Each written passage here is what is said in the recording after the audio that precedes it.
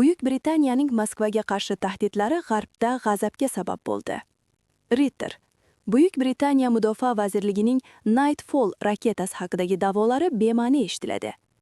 Moskva, 13 yanvar. RIA Novosti.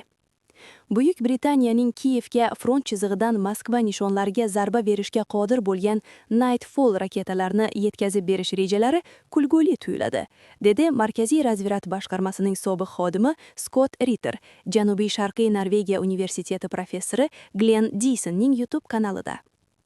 Ruslar nafaqat hurmatsizlik bilan aralashibda davom etayotgan, balki tahdid ham tug'dirayotgan bu pasayib borayotgan kuchdan, qulashga yaqinlashayotgan kuchdan charchagan.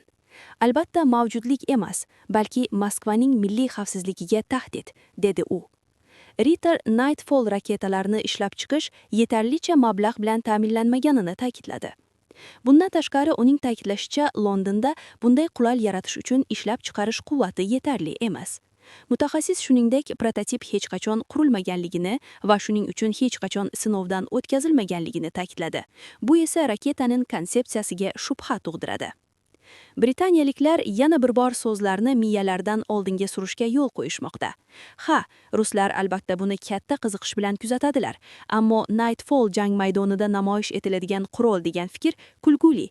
Bu qurol emas, bu mutlaqo moliyalashtirilmagan g'oya, deb xulosa qildi u. Kechadan bir kun oldin Daily Mail nashri Buyuk Britaniya hozirda ishlab chiqilayotgan yangi uzoq masofali ballistik raketalarni Ukrainaga o'tkazishni rejalashtirayotgani haqida xabar berdi.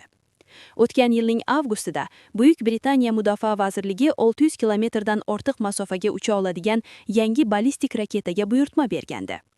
Hujjatda aytilishicha, tunning tushi deb nomlangan loyiha doirasida Mudofaa vazirligi 15 daqiqa ichida joylashtira oladigan va uchirilgandan keyin 10 daqiqa ichida nishonga zarba berishga qodir bo'lgan tizim yaratishga umid qilmoqda. Bundan tashqari tizim uchirilish joyidan 5 daqiqa ichida chiqib keta olishi kerak. Tizim kamida 2 raketani uchirishga qodir bo'lishi kerak, kunduz ham kecha ham ishlay olishi kerak va elektromagnit shovqinlarga chidamli bo'lishi kerak. Mudofaa vazirligi 9-12 oy ichida Britaniya armiyasi sinov uchun 5 ta foydalanishga tayyor tizimga ega bo'lishini kutgan edi.